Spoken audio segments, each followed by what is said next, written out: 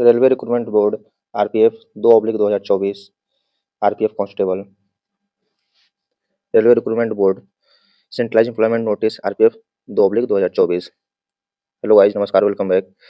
यहाँ आप देख रहे हैं कि आरपीएफ कांस्टेबल की वैकेंसी आ गई है और इसके बारे में क्या क्या उसके क्राइटेरिया है, कब से उसके फॉर्म ऑनलाइन होंगे, क्या सिलेबस, उसके बारे में हम डिटेल में भी चर्चा करेंगे। तो यहाँ पे है, देख लीजिए आप, recruitment of the constable executive in railway protection force and railway protection special force.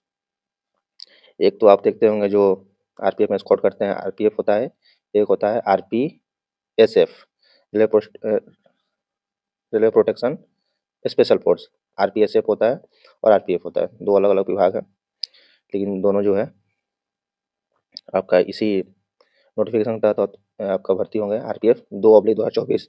यहाँ ध्यान रखना है कि 1/2024 जो है वो आरपीएफ एसआई के लिए है नोटिफिकेशन। उसके बारे में भी हम लोग चर्चा करेंगे अगले वीडियो में। अभी हम एक्जीक्यूटिव कांस्टेबल के बारे में देखते हैं।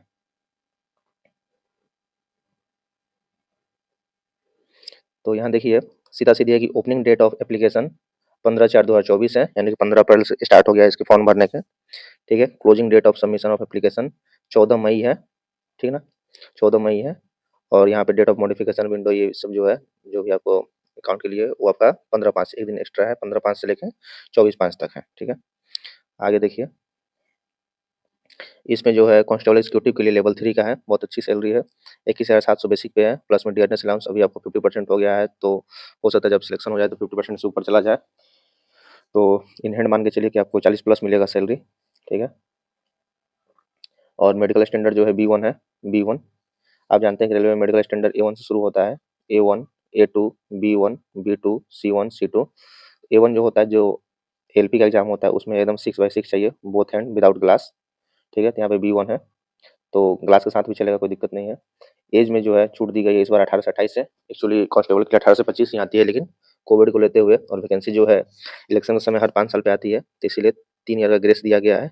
जो 18 से 25 था वो अब 18 से 28 हो गया है, 18 से 28 हो गया है। ठीक है। टोटल पोस्ट कितने हैं? 4208 है, टोटल पोस्ट 4208 है। यहाँ पे आप देख लीजिए इम्पोर्टेंट इंस्ट्रक्शन। ठीक है। ऑनलाइन एप्लीकेशन होगा। यहाँ पे जो है एलिजिबिलिटी जो है दिया गया है। ठीक है। Application RRB undertaking the application of the eligibility therefore condition. ठीक है। ये सब पूरा टोटल डिटेल दिया गया है। इसके आगे देख लीजिए आप, stage of exam. Stage of exam जो है सीबीटी के थ्रू है, सीबीटी के थ्रू होगा। ठीक है ना। आप जानते हैं कि पहले सीबीटी होगा, फिर पीईटी होगा, फिजिकल एफिशिएंसी टेस्ट, फिर मेडिकल होगा, फिर आपका डीबी होगा, डॉक्यूमेंट वेरिफिकेशन होगा। ठीक है। इसमें नेगेटिव मार्किंग भी है, 1/3 ध्यान देने वाली है, 1/3 है, और सीबीटी है, ऑनलाइन एग्जाम है आपका। ठीक है। यहाँ पे जो डिटेल में दिया गया है बैंड आइटम, तो कॉमन चीज़ है, ये चीज़ आप एग्जाम में लेके नहीं जा सकते हैं। ठीक है। जनरल इंस्ट्रक्शन में सब ये सब डिटेल दिया गया है। अब आगे देख लीजिए, आगे इसका क्या सिलेबस है, क्या क्या अथॉरिटी है। यहाँ पे देखिए आप, फिटनेस दिया हुआ है, मेडिकल कैटेगरी B1। ठीक ना। Candidate called for DV will have to pass medical fitness test conduct by the railway administrative to ensure the medical career duties connected ना। तो B1 कैटेगरी चाहिए, वो उसके द्वारा कंडक्ट कराया जाएगा। ठीक है। इसके आगे देखिए, इसमें आपको है नेशनलिटी सिटीजनशिप होना चाहिए इंडिया का। एज देखिए यहाँ पे 18 से 25, इसको ग्रेस देकर 18 से 28 कर दिया गया है। ठीक है। और जो कम्युनिटी कैटेगरी वाइज है, SC ST 5 ईयर आपको प्लस मिलेगा, 28 प्लस। ठीक। OBC 3, फिर यहाँ पे एक सर्विसमैन का है 3 ईयर, OBC NCL 6 ईयर है, SC ST का 8 ईयर है। ठीक है ना। फीमेल कैंडिडेट हुआ विडो जो है, विडो डाइवोर्स, ठीक है ना, इन लोगों के लिए अलग अलग 2, 5, 7 ईयर है। ठीक है। यहाँ देखिए एज, जो एज रिलेक्शन की बात था 18 से 28, तो उसमें बहुत सारे लोग डाउट है कि हमारा क्या है, कब का है, कब से डेट काउंट किया गया है। तो ये काउंटिंग है आपका, देख लीजिए 2/7 यानी कि जुलाई से, यानी कि 2 जुलाई से लिया गया है। यहाँ पे ध्यान दीजिए, upper limit of date of birth not earlier then, यानी कि जो UR एंड EWS है कैंडिडेट, वो 2/7/1996 से पहले के नहीं होंगे, यानी कि अगर वो 1 जुलाई भी है, 1 जुलाई भी, तो उनका इसमें वो फॉर्म नहीं भर सकते हैं। ठीक है ना। 1 जुलाई 1996 से पहले के नहीं होने चाहिए। ठीक। उस तरह से OBC NCL के लिए देख लीजिए, ये 2 जुलाई 1993 के पहले के नहीं होने चाहिए। ठीक। SC/ST के हैं कि 2 जुलाई 1991 के पहले का नहीं होना चाहिए। यहाँ पे लिखा है नॉट अर्लियर देन, ठीक।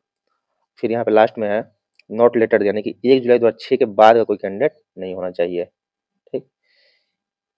1 जुलाई 2006 के बाद का कोई कैंडिडेट नहीं होना चाहिए, ठीक है। आगे देखिए अब एजुकेशनल क्वालिफिकेशन में प्लीज सी एनेक्सर ए ऊपर दिया गया है। Candidate have the educational qualification prescribed the CN, या वो टोटल डिटेल मिल जाएगा आगे। दो waiting the result the prescribed educational qualification should not apply, ठीक है ना, जो उसके अकॉर्डिंग नहीं होंगे वो अप्लाई नहीं कर सकते हैं। तो अभी आपको पता चल जाएगा। यहाँ पे फीस देख लीजिए 500 है, ठीक है ना। यहाँ पे 250 है। 250 किसके किसके लिए है? SC/ST, एक सर्विसमैन, फीमेल, माइनॉरिटीज और economic backward class. But this fee of 250 shall be refundable duly deducting bank charges as applicable on the appearing in CBT। Bank charges deduct करने के बाद आपको appearing जो CBT में अपेयर होंगे उन्हीं को फीस वापस होगी, बाकी नहीं होगी। Note only candidate who attend CBT will get the refund of their examination as mention above, ठीक है ना। जो अपेयर होंगे केवल उन्हीं को पैसा वापस होगा, बाकी पैसा वापस नहीं होते हैं, ठीक है। ये मोड ऑफ पेमेंट है, कॉमन चीज़ है। आगे देखिए आप, आगे इसके बारे में जो सिलेबस है, क्या क्या सिलेबस है वो देख लीजिए एक नज़र, ठीक। यहाँ पे है CBT the standard of examination will be 10th matric level. ये बस लिखने की बात है, कोई मैट्रिक लेवल नहीं होता है। कंपटीशन इतने टफ हो गए हैं कि मैट्रिक लेवल बस कहने की बात है। अब वो तैयारी जो है इतनी हाई लेवल करके जानी होगी, अपना एक सीट कंफर्म करे। अब वो लेवल कुछ भी हो सकता है। Pattern and syllabus CBT total duration of 90 minute, यानी कि 1.5 घंटे का आपको टाइम होगा, 120 क्वेश्चन होंगे, ठीक है। Candidate shall be awarded 1 marks for the each correct answer, no marks shall be awarded the deducted question of not attempt. कोई अटेम्प्ट नहीं करते तो वहाँ पे मार्क्स डिडक्ट नहीं होंगे। 1/3 नेगेटिव मार्किंग है, ठीक। मिनिमम पासिंग परसेंटेज जो है तो मिनिमम में इतना तो क्वालिफाइंग आपको लाना ही है, लेकिन बट कट ऑफ जो है बहुत ऊपर जाता है। सिलेबस देख लीजिए आप CBT का, 35 अर्थमेटिक है, 35 अर्थमेटिक्स है, 35 रीजनिंग है, ठीक। और 50 जो है जनरल इंटेलिजेंस है, GS है, जनरल अवेयरनेस है, ठीक है। तो यहाँ पे जो सिलेबस है, सिलेबस ऑफ CBT अर्थमेटिक में देखिए क्या क्या है। Number system, whole number, decimal, fraction, relationship, average, interest, profit loss, use table and graphs, mensuration, time and distance, ठीक है। उस तरह से रीजनिंग के पूरे टॉपिक यहाँ पे दिए हुए हैं, वर्बल नॉन वर्बल। फिर आगे है GS, जनरल अवेयरनेस का GA, जिसमें आपको geography, economy, general polity, Indian constitution, ठीक है ना, वो प्रीवियस ईयर पेपर से आपको आइडिया लग जाएंगे। यानी कि बेसिक कॉमन बात ये है कि 35 प्लस 35 प्लस 50, ठीक। ये टोटल होंगे 120। एक क्वेश्चन 1 मार्क का होगा, नेगेटिव 1/3 है, ठीक है। टाइमिंग जो है 90 मिनट, 1.5 घंटे है। इसके लिए आपको कंटिन्यू जो है मॉक टेस्ट कम से कम हफ्ते में 3 तो देने ही होंगे एक्यूरेसी के लिए। यहाँ पे आप फिजिकल कैटेगरी देख लीजिए, 1600 मीटर बॉयज़ के लिए 5 मिनट 45 सेकंड में, गर्ल्स का 8 मीटर है 3 मिनट 40 सेकंड में, लॉन्ग जंप बॉयज़ के लिए 14 फीट है, गर्ल्स के लिए 9 फीट, बॉयज़ के लिए 4 फीट, हाई जंप और वुमेन्स के लिए 3 फीट है। यहाँ आगे देख लीजिए, ये हाइट में ये जो है आपका मेजरमेंट है, PMT है, ठीक है ना। 165, 57, चेस्ट है 80 है, एक्सपेंड करके 85 है। तो यहाँ पे टोटल डिटेल दिया गया है, ठीक है। तो ये रहा सिलेबस। फिर उसके बाद आपका फिजिकल होगा, फिजिकल में जो है 10 गुना बुलाया जाएगा, 10 टाइम्स, यहाँ पे कहीं मेंशन भी है, ठीक ना। आफ्टर क्वालिफिकेशन 10 टाइम्स जो है वो आपको बुलाया था। यहाँ पे देखिए लिखा हुआ है एक्सटेंडेड और 10 times the number of vacancies. हालांकि इन्हें 20 टाइम्स बुलाना चाहिए था, क्योंकि अभी दिल्ली पुलिस में जो 6 मिनट है उसमें भी काफ़ी बच्चे बाहर हो गए हैं।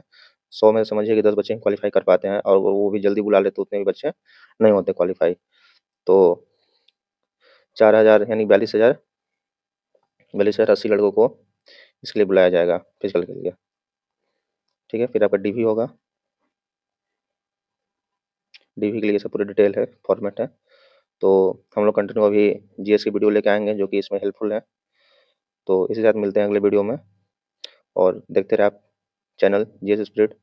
बहुत बहुत धन्यवाद।